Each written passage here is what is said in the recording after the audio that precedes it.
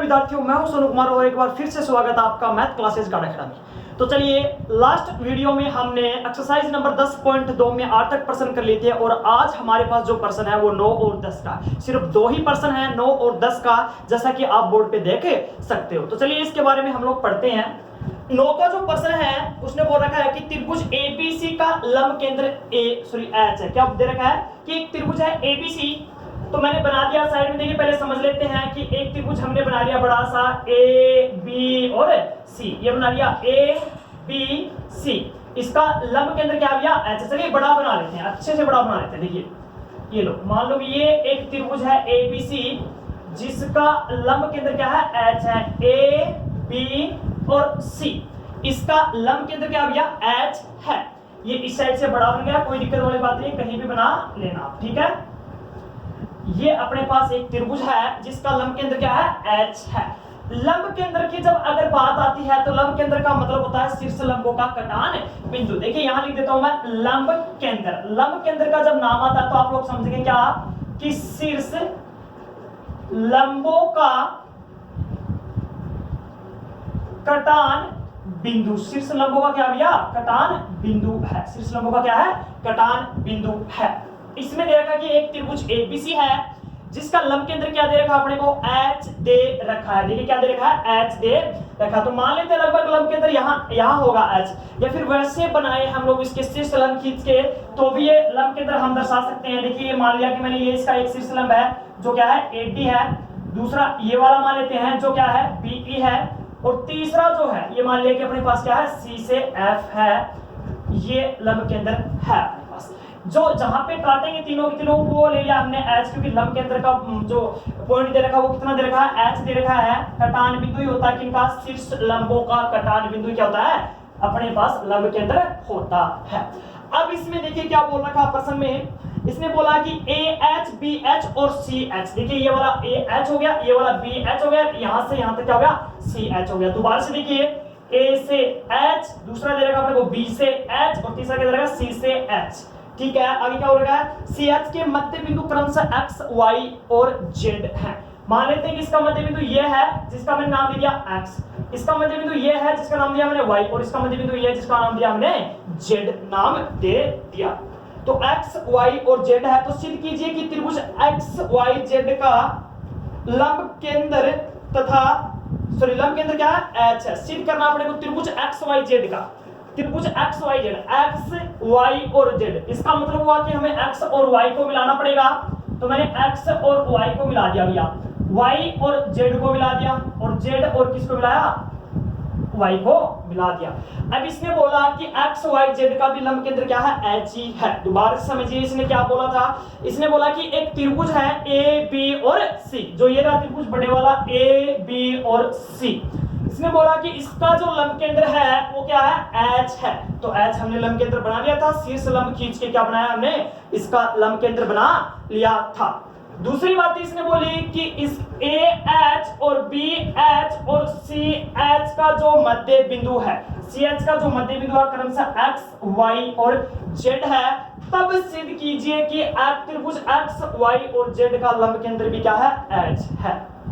ठीक है, हमें सिद्ध करना है कि एच जो है वो त्रिभुज एक्स वाई और जेड का लंब केंद्र है। तो आप लोग ये सोचिए इसके बारे में कि हमें एच को त्रिभुज एक्स वाई जेड का लंब सिद्ध करने के लिए, फिर लंब केंद्र सिद्ध करने के लिए क्या करना पड़ेगा। तो हमें करना कुछ नहीं है, इसमें थोड़ा सा ध्यान देने वाली बात यह है कि जहां पे ये काटा इसको नाम दे दिया मैंने पी क्यू और आर। देखिए हमें इस एच को लंब केंद्र सिद्ध करने के लिए क्या सिद्ध करना पड़ेगा कि एक्स से पी भी एक शीर्ष लंब है, किसका भैया एक्स वाई और जेड का, वाई से क्यू शीर्ष लंब है और जेड से आर क्या है कि शीर्ष लंब है। और ये तीनों के तीनों शीर्ष लंब कहां काटते हैं बिंदु एच पे काटते हैं, और बिंदु एच पे काटते हैं तो ये अपने पास सिद्ध हो जाएगा एच क्या है एक्स वाई जेड का भी क्या हो जाएगा एक लंब केंद्र सिद्ध हो जाएगा। अब प्रॉब्लम ये आ गई कि ये सिद्ध कैसे हो सकता है, प्रॉब्लम ये आ गई कि सिद्ध कैसे हो सकता है। तो सोचने वाली कुछ भी बात नहीं इसमें। इसने बोला कि एच किसका लंब केंद्र है, देखिए एच त्रिभुज ए बी सी का लंब केंद्र है। त्रिभुज ए बी और सी का क्या है लंब केंद्र है। कौन भैया एच।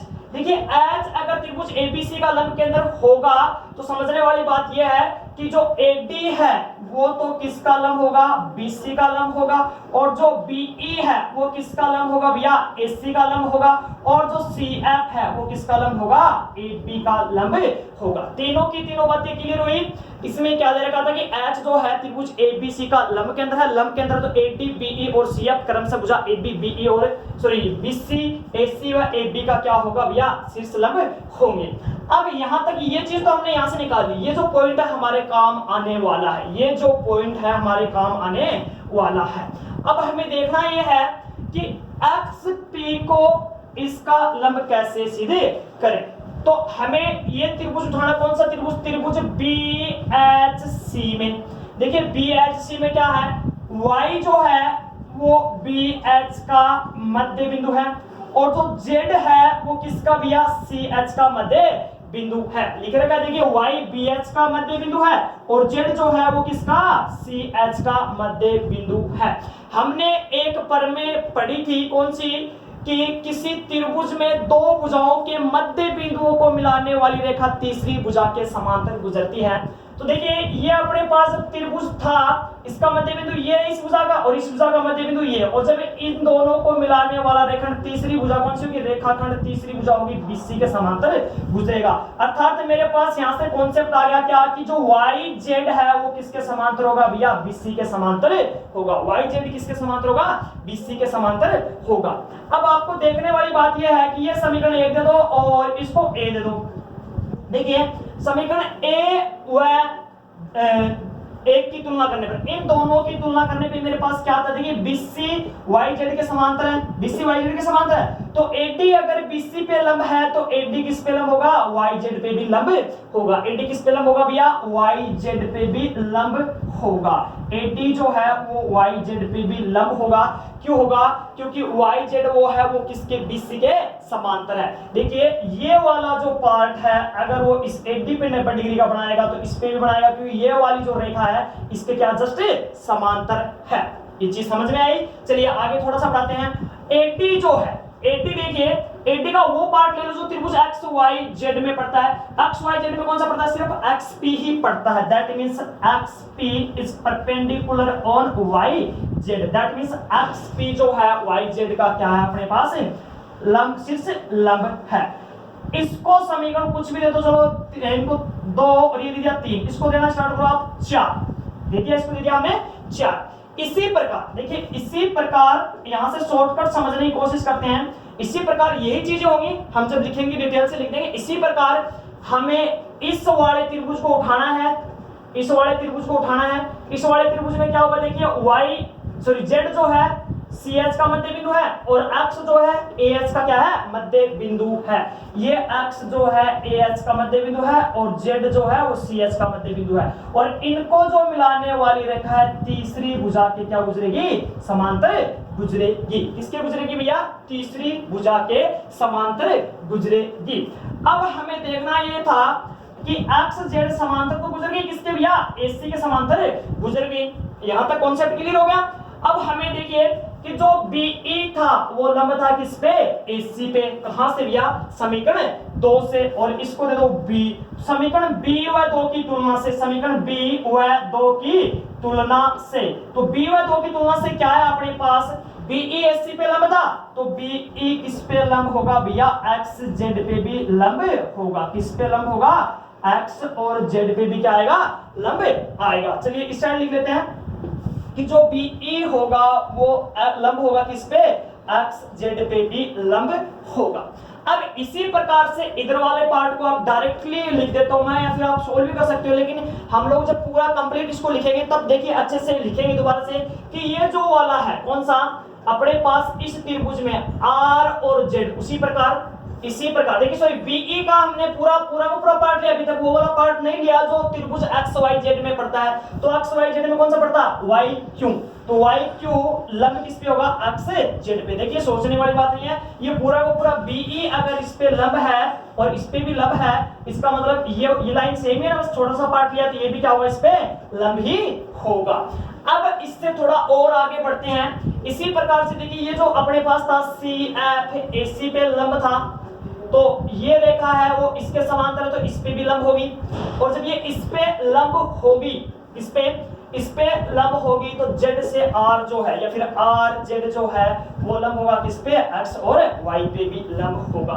तीनों की तीनों अपने पास लंब सिद्ध हो गए। अब इनसे बोल देंगे कि जो भी दिया समीकरण 1 2 3 दिया, PQR दिया, जो भी दिया बोल देंगे कि इनसे स्पष्ट है कि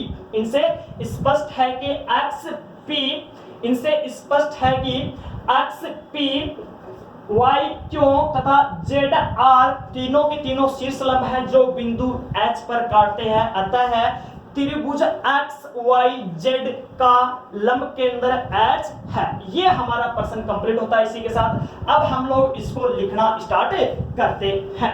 चलिए इसको लिखते हैं धीरे धीरे। सबसे पहले इसका डायग्राम बनाते हैं। इस साइड में देखिए क्वेश्चन नंबर 9 भैया, ये रहा अपना क्वेश्चन नंबर 9, और हमने सबसे पहले इसका क्या किया, डायग्राम बनाया। तो ये रहा अपना इसका डायग्राम। सबसे पहले ए पी और सी, ये अपने पास इसका क्या है, डायग्राम है। देखिए थोड़ा सा दिखाई नहीं दे रहा शायद आपको, तो मैं थोड़ा और साइड में करके बनाता हूं इसको। चलिए ये रहा अपने पास इसका डायग्राम, ए बी और सी, ये अपने पास क्या इसका डायग्राम है, ए बी और सी। अब हमें इसमें करना कुछ नहीं है, सबसे पहले इनके शीर्ष लंब खींच दो। ये हो गया अपने पास AD BE, और ये हो गया अपने पास C से F, और ये जो है अपने पास H आ गया, जिसको हम लोग बोलेंगे लंब केंद्र, इसका मध्य बिंदु उसने दिया था कौन सा भैया, X, इसका मध्य बिंदु उसने दिया था Y, इसका मध्य बिंदु दिया था उसने Z। तो इन तीनों को भी हम लोग मिला देंगे।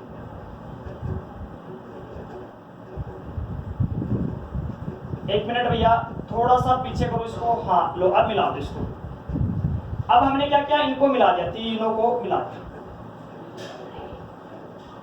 हाँ अब हमें सिद्ध करना, देखिए कुछ नहीं करना, सबसे पहले लिखेंगे दिया है, क्या दिया अपने को, उसी के बारे में लिखना है।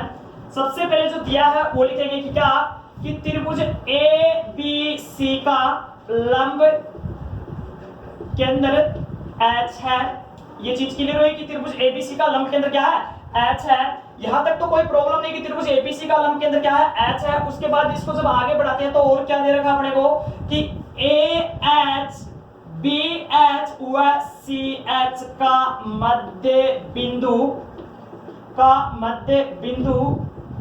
क्रमशः X Y व Z है, X Y व Z है। क्या है, X Y व Z है। इनको भी नाम देते हैं P Q R। ठीक है, ये चीजें दे रखी है, और हमें सिद्ध क्या करना है, देखिए सिद्ध करना है, क्या सिद्ध करना है अपने को, कि अपने पास त्रिभुज X Y Z का लंब केंद्र H है। ये हमें सिद्ध करना है। अब बढ़ाते हैं इसको आगे। लंब केंद्र के बारे में मैंने पहले बता दिया था क्या, कि शीर्ष लंबों का कटान बिंदु है, शीर्ष लंबों का कटान बिंदु है। अच्छा, कुछ वीडियो में बच्चों ने कमेंट किया था कि सर आपके जो स्पीड है वो थोड़ी ज्यादा आ रही है। इस वीडियो में देखिए बताना जरूर कि थोड़ी ज्यादा है या ज्यादा कम है। वैसे आपके पास ऑप्शन भी रहता है इसको कम या ज्यादा करने का। YouTube पे जब आप इसको पढ़ते हो तो साइड में 3 पॉइंट आते हैं, डॉट डॉट डॉट, उनको दबा के आप लोग क्वालिटी और स्पीड एडजस्ट कर सकते हो। चलिए आगे बढ़ाते हैं प्रश्न को। हमें देखिए उत्पत्ति में लिखना है, इसकी उत्पत्ति में क्या लिखना है, कि जो अपने पास है त्रिभुज ABCD का जो लंब केंद्र है वो क्या है, H। लिखेंगे कि त्रिभुज ABC का लंब केंद्र H है। त्रिभुज ABCD का लंब केंद्र क्या है, H है। और जब लंब केंद्र H है तो अपने पास क्या सिद्ध हो गया, कि जो AD है वो तो लंब हो गया BC पर, और AD तो लंब हो गया BC पर, और BE जो है वो लंब हो गया AC पर, और जो CF है वो लंब हो गया किस पर, AB पर। ये तीनों की तीनों चीजें क्लियर हो जानी चाहिए, क्योंकgrupकि ये लंब केंद्र होगा तो शीर्ष लंबों का कटान बिंदु तो होगा ना। तीनों की तीनों समीकरणों को हमने नंबर दे दिए। अब हम लोग चलते हैं त्रिभुज त्रिभुज हमने उठाया क्या कि ए एच, या फिर ये वाला उठा लो त्रिभुज बी एच सी में, त्रिभुज बी एच सी में क्या भैया, बी एच सी में क्या, बी एच सी में देखिए वाई बी एच का मध्य बिंदु है, अपने को दे रखा भैया ये चीज कि मध्य बिंदु है। इसी प्रकार जो जेड है वो किसका भैया, सी एच का मध्य बिंदु है। अब हम लोग ऊपर में लगा सकते हैं, देखिए दोनों के दोनों मध्य बिंदु वाई व जेड क्या है, मध्य बिंदु है। तो लिखेंगे कि किसी त्रिभुज में दो भुजाओं के मध्य बिंदुओं को मिलाने वाला रेखाखंड तीसरी भुजा के समांतर गुजरता है। तीसरी भुजा क्या करता है, समांतर गुजरता है, तीसरी भुजा के समांतर गुजरता है। अर्थात लगा के लिख देंगे इसके लिए, अर्थात जो अपने पास वाई जेड है वो बीसी के समांतर है, अर्थात वाई जेड जो है वो समांतर किसके भैया, बीसी के समांतर है। इसको दे दो समीकरण नंबर 1। इसी प्रकार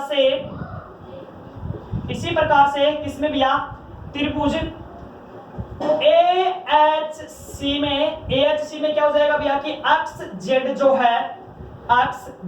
जो है वो समांतर किसके हो गया भैया, AC के समांतर हो गया, समीकरण नंबर B। और त्रिभुज किसमें भैया, AHB में जो अपने पास दे रखा कौन सा कि XY जो है वो किसके समांतर हो गया, AB के समांतर हो गया, समीकरण नंबर C। यहां तक हम पहुंच गए, समीकरण नंबर C तक पहुंच गए।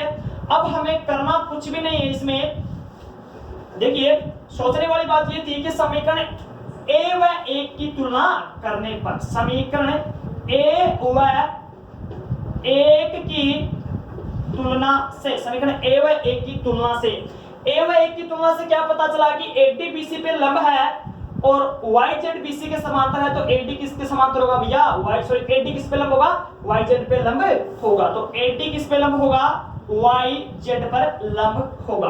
AD का कौन सा पार्ट है जो त्रिभुज इसमें पड़ता है, देखिए AD का XP है, तो XP लंब YZ, यहां तक आ गया। समीकरण नंबर हमने दे दिया इसको, चलो 4 दे दो, 4 दे दिया, ठीक है। अब देखिए समीकरण B व 2 की तुलना से, समीकरण B व 2 की तुलना से, तो समीकरण B क्या थी कि BE लंब AC था, BE जो लंब था वो क्या था, AC पर था, और B क्या था कि YZ लंब है, सॉरी YZ समांतर है AC के, तो BE लंब किस पे होगा, YZ पे होगा, BE लंब YZ पे होगा। और BE का जो पार्ट है वो YQ है, तो YQ लंब है किस पे, YZ पर, समीकरण नंबर 5, सॉरी हाँ YQ जो है, सॉरी एक मिनट, हाँ YQ जो है XZ पे लंब है भैया, YQ जो है XZ पे लंब होगा, XZ पे लंब होगा, XZ, यानी कि ये वाला इस पे लंब हो तो इस पे भी लंब होगा, और ये वाला इस पे था इस पे भी था, ठीक है। समीकरण नंबर 5 हो गया। इसी प्रकार चलो साइड में लिख लेते हैं, शायद दिखाई नहीं दे रहा होगा आपको।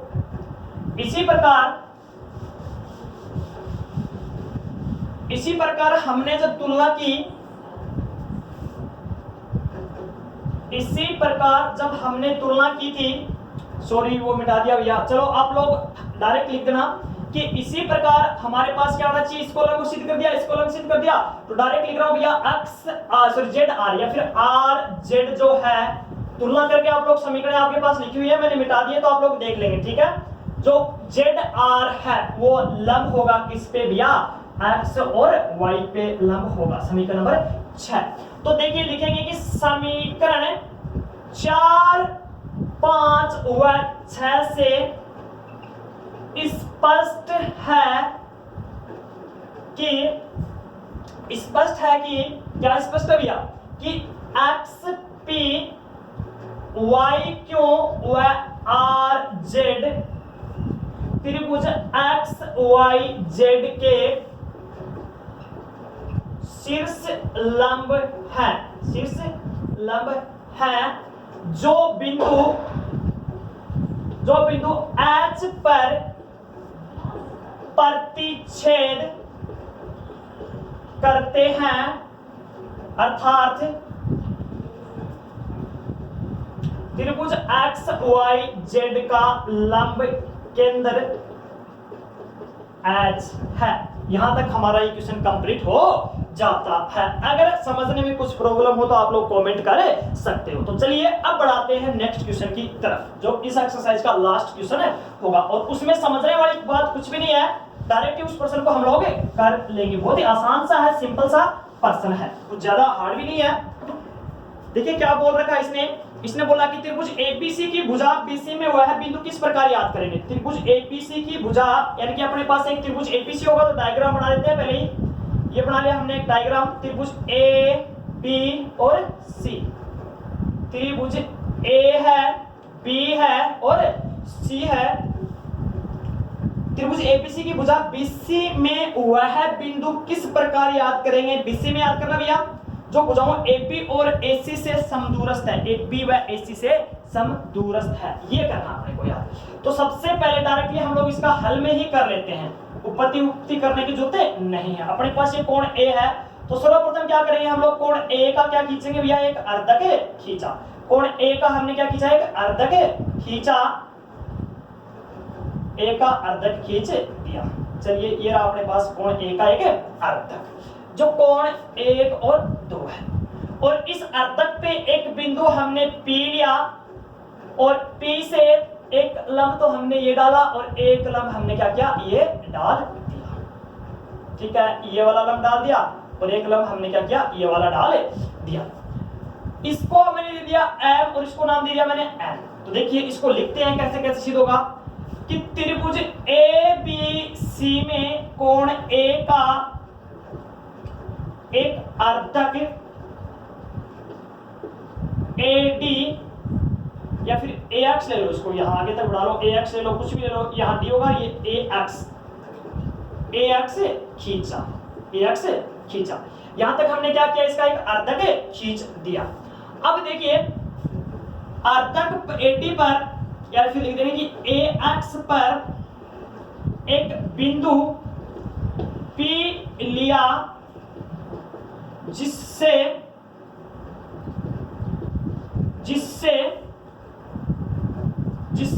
दो लंब PN लंब AB पर तथा PN लंब AC पर डाले। ये हमने दो लंब डाल दिए। ठीक है, थोड़ा और आगे बढ़ाते हैं। अब हमने क्या लिया, इसने बोला कि समदूरस्थ याद करना है, तो हमें त्रिभुज लेंगे क्या, AMP व त्रिभुज ANP में देखिए ये लंब थे, तो हम लोग अब इसके दोनों त्रिभुज उठा लिए। तो सबसे पहले अपने पास क्या था कि कोण 1 बराबर कोण 2, क्या दिया, क्यों आया कि कोण 1 का अर्धक AD है, इससे आ गया। दूसरे की बात करते हैं हम लोग, सॉरी रेखा की बात करते हैं, तो AP बराबर AP क्यों आई, क्योंकि उभयनिष्ठ रेखा थी। क्यों थी भैया, उभयनिष्ठ रेखा थी। ठीक है, तीसरी बात करते हैं हम लोग, चलो इसको 3 दे दिया, इसको दे दिया मैंने 4, तो कोण 3 बराबर कोण 4 और बराबर 90 डिग्री। ये क्यों आया भैया, ये अपने पास आ गया कि PM तो लंब किस पे था, AB पर, और जो PN है वो लंब किस पे था भैया, AC पर लंब थे। तो इससे हमारे पास त्रिभुज AMP और सर्वांग सम सिद्ध हो जाता त्रिभुज ANP के। और सर्वांग सम त्रिभुजों के सभी अवयव समान होते हैं। देखिए सभी अवयव समान होते हैं, अर्थात PM बराबर PM बराबर PN। समीकरण नंबर 1 दे दिया, तो लिखेंगे समीकरण 1 से स्पष्ट है कि AX पर स्थित प्रत्येक बिंदु भुजा AB व AC से समदूरस्थ होगा, समदूरस्थ होगा, अतः AB व AC से समदूरस्थ, AB व AC से समदूरस्थ भुजा BC में बिंदु D है। इसका मतलब हुआ कि देखिए PM बराबर PN का मतलब ये दोनों बराबर सीध हो जाते हैं, यानी कि जो भी यहाँ पे इस रेखा पे बिंदु लेंगे वो इन दोनों भुजाओं से क्या होगा भैया, समदूरस्थ होगा। समदूरस्थ होगा तो अगर मैं नीचे तक बिंदु ले आऊं, ये वाला बिंदु चुनूं, तो ये भी तो इन दोनों भुजाओं से समदूरस्थ होगा ना। समदूरस्थ होगा तो यही वो बिंदु होगा जिसका ये पता करना चाहता है। और ये देखिए BC में भी है, AB व AC से समदूरस्थ बिंदु B होगा। इसको ऐसे भी लिख सकते हैं, AB व AC से समदूरस्थ बिंदु B होगा जो BC पर स्थित है। यहां तक हमारा इसका आंसर हो जाता है। इसी के साथ देखिए विद्यार्थियों, हमारी जो एक्सरसाइज है, एक्सरसाइज नंबर 10.2 या फिर पूरी की पूरी कंप्लीट एक्सरसाइज है वो कंप्लीट हो जाती है। हमने पूरी अच्छे तरीके से पढ़ी है इसको। आप लोग इसके घर बैठ के एग्जांपल निकालिए, क्वेश्चन निकालिए। अगर किसी क्वेश्चन में या फिर एग्जांपल में प्रॉब्लम आती है तो आप लोग किसी भी वीडियो में कमेंट कर सकते हो, चाहे 12th का हो चाहे 10th का हो, कि सर हमें एक्सरसाइज नंबर ये और कक्षा इसका ये क्वेश्चन हमें बताना है। आप वीडियो बना के या तो YouTube पे अपलोड करें या फिर मेरे पर्सनल नंबर ये इन पे अपलोड कर दें। हम लोग पूरी कोशिश करेंगे आप तक उसका वीडियो पहुंचाने की। तब तक के लिए आप लोग घर बैठिए, आराम से सेफ रहिए और तैयारी कीजिए।